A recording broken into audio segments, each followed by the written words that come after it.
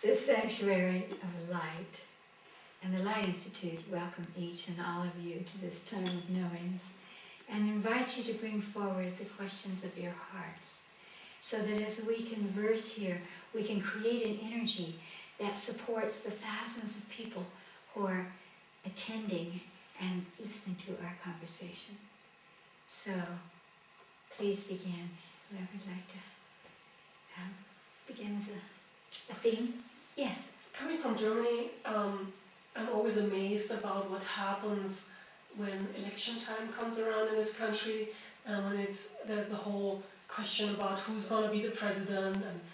And I have been able to observe this since 12 years, and I was just amazed on how whatever side the other side really thinks, oh my God, this is the end, we have to leave the country. Could you talk about that a little bit and tell people to let go of these fears? Yes, that's a wonderful question. And by the way, that happens in Germany too. That happens everywhere. It's not and so it's about, polarized. it's there. It's about the them and us. It's about how we identify ourselves through belonging. So we belong to a church group, or we belong to a society of some kind, or we belong to a political party, or we belong to a family. We are always looking for a point of identification because in our multitudinous cultures around the world, we have created a matrix that holds us in place and says, you are safe and you are chosen and you count. Your life has meaning as long as you're one of us. And so we spend our lives looking for someone or something to belong to.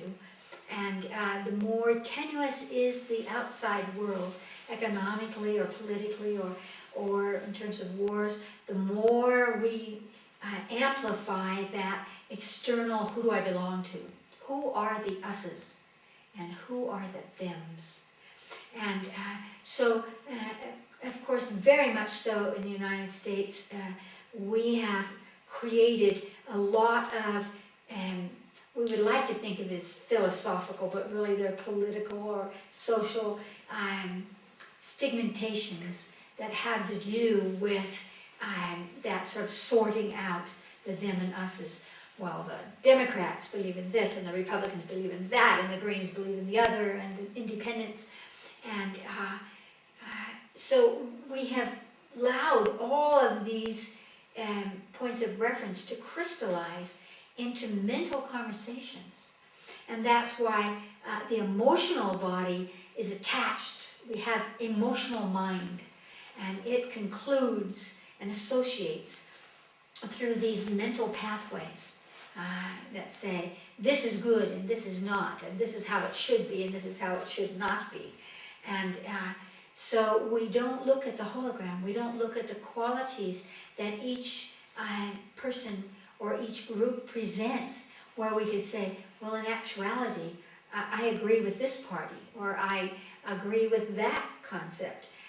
And so we throw the baby out with the bathwater, as the cliche, you know, instead of being able to sort through things that are true for us. We will throw it all away in order to say, I am a Democrat or I am a Republican. It's interesting to me that a number of the candidates for president have not been allowed to even participate in the political process, in the debates or anything. So while we talk about the land of the free, we have not given the freedom to anyone who says, I can get enough votes to be on the ballot and say that I'm running for president. So we have some loopholes in our sense of our democratic form of life here in the United States of America. And the fear is that if another party comes along and says, well, we think we should get rid of this,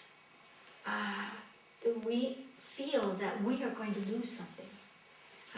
And I smile because it doesn't matter which way you vote in these elections, you are already losing.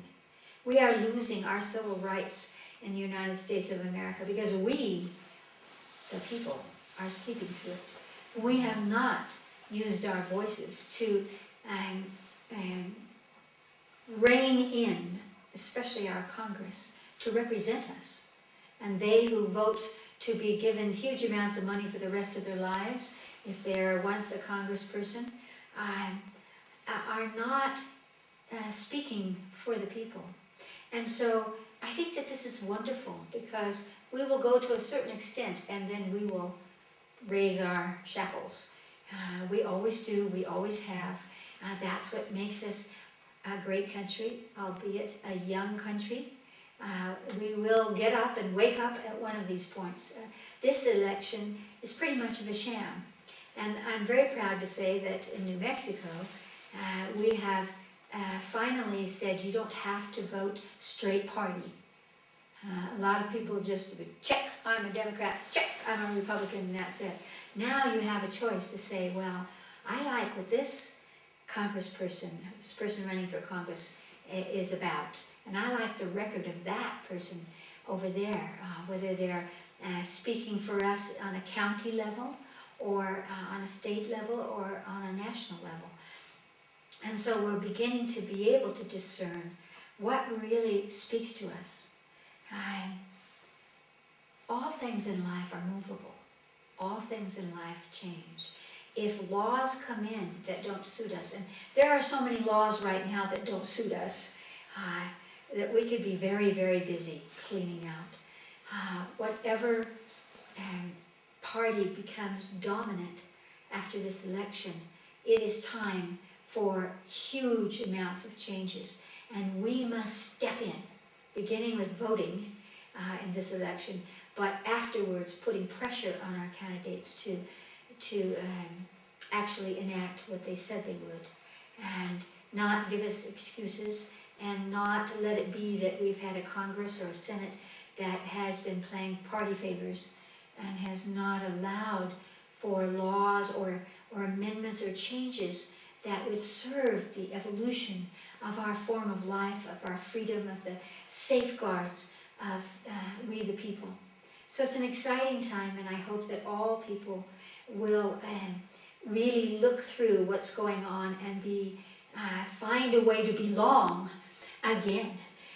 Belong to a group in your street, or in your county, or in your area, that says, we will decide what's good for our health, what's good for our neighborhood, what's good for us on all levels. And we will no longer give away the power of the people. It is time for us to bring about a collective force to bear on what's going on politically in our world. And the funny thing is that the moment that you speak out, the fear goes away. Fear is an energy of contraction.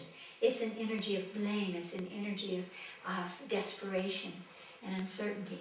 The moment that you say, this is not right, or this is the way, the fear will go away, and you will find your voice and your sense of belonging. Belonging is not given to us. No matter how many gestures a group makes, whether that's a spiritual group, or an economic group, or a political group, or a familial group, that kind of security of belonging does not come from the outside. It comes from the growth and the choices from inside us. So it's an exciting time. The election is just one little turning of the page of what's going on in the United States of America, as well as in the global arena. So thank you.